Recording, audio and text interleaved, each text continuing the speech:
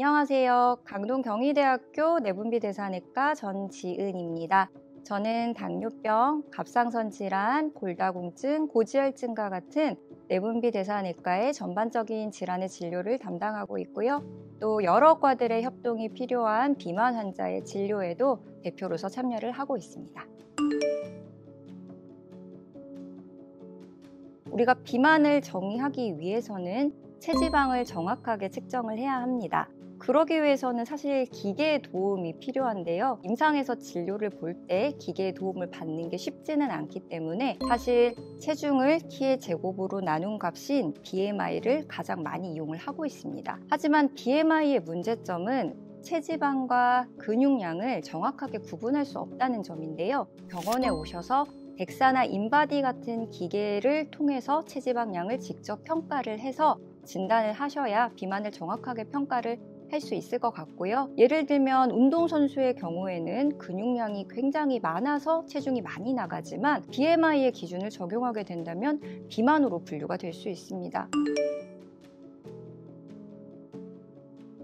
햄버거를 시키면 콜라랑 감자튀김이 세트로 나오잖아요. 대사증후군도 비슷한 상태라고 생각을 하시면 되는데 심혈관 질환이나 당뇨병을 일으킬 수 있는 위험인자들이 세트로 같이 있는 상태라고 생각하시면 이해가 쉬울 것 같습니다. 그런 위험인자에는 혈당 이상이나 이상 지질혈증, 고혈압, 그리고 복부 비만이 해당되는데 이런 위험인자들이 하나만 있을 때보다는 아무래도 여러 개가 있을 때가 심혈관 질환이라든지 당뇨병이 발생할 위험도가 급격하게 증가할 수 있기 때문에 우리가 증상이 없더라도 굉장히 위험한 상태라고 여겨지는 것이죠.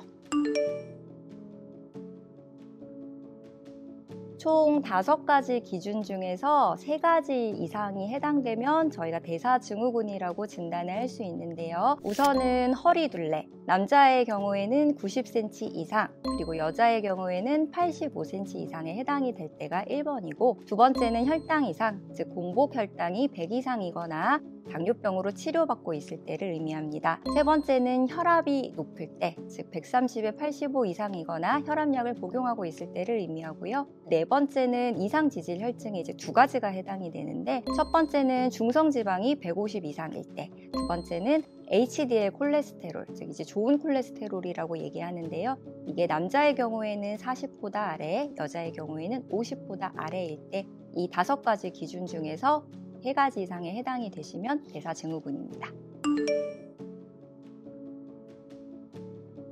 현재까지는 대사증후군은 하나의 통일된 치료는 없고 각각의 동반된 질환을 치료를 하는 것을 원칙으로 합니다. 그래서 다른 만성질환과 마찬가지로 치료보다는 예방이 가장 중요하고요. 정상 체중을 유지하고 규칙적으로 운동하시고 식단을 잘 조절하시는 것이 가장 효과적이라고 생각합니다.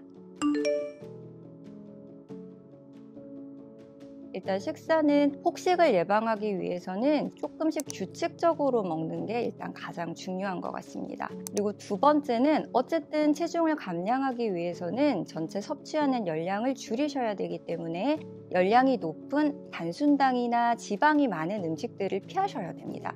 세 번째는 가장 많이 듣는 질문인데 술은 모든 종류에 관계없이 전부 다 열량이 높고 안주까지 같이 드시다 보면 굉장히 섭취 열량이 늘어나기 때문에 다이어트를 하실 때는 절대로 음주를 하시면 안 됩니다. 운동의 경우에는 주 5회 이상 하시는 게 가장 좋고 30에서 60분 정도 유산소 운동을 바탕으로 하시되 주 2, 3회 정도는 근력 운동을 병행하시는 것이 효과가 가장 좋습니다. 지금까지 사용 가능한 비만 약제는 총 2종류로 나뉜다고 생각하시면 되는데요. 첫 번째는 먹을 수 있는 경부약제고 두 번째는 주사약제입니다. 경부약제는 제니칼이라고 들어보셨을 텐데 지방 흡수를 억제하는 약제고요. 두 번째는 이 식욕을 억제하는 약제로서 콘트라보와 큐시미아라는 2가지 종류가 있습니다. 그리고 주사제는 매일매일 맞는 주사제와 일주일에 한 번씩 맞는 주사제로 나뉘는데 매일매일 맞는 약제가 싹센다.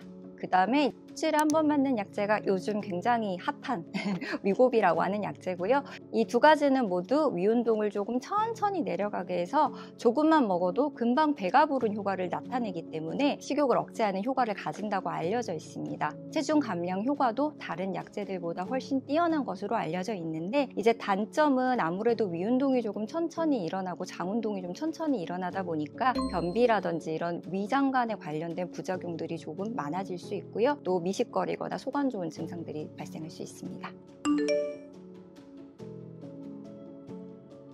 환자분들마다 비만의 원인이 굉장히 다양하고, 이런 비만 약제에 대한 반응이라든지 부작용이 굉장히 다르게 나타날 수 있기 때문에 전문가들의 도움이나 개입이 반드시 필요하다고 생각합니다. 보조제의 경우에는 성분이라든지 부작용에 대한 정보를 소비자가 알기가 굉장히 어렵습니다. 그리고 이런 효과에 대한 것도 연구를 통해서 입증된 바가 없기 때문에 보조제들을 복용하실 때에는 굉장히 신중하게 접근하셔야 하겠습니다. 날씨가 따뜻하면 이제 활동량이 늘어나가지고 에너지 소비가 증가하는 장점이 있는 반면에 식욕이 조금 늘어나기 때문에 오히려 체중이 증가하는 분들이 많습니다. 일상생활 속에서 걷기라든지 계단 오르기와 같은 평범한 운동들부터 먼저 시작을 하시는 것이 건강한 봄철 생활을 하는 가장 쉬운 방법이라고 생각하실 수 있겠습니다. 지금까지 봄철에 더 관리가 필요한 비만에 대해서 말씀드렸습니다. 감사합니다.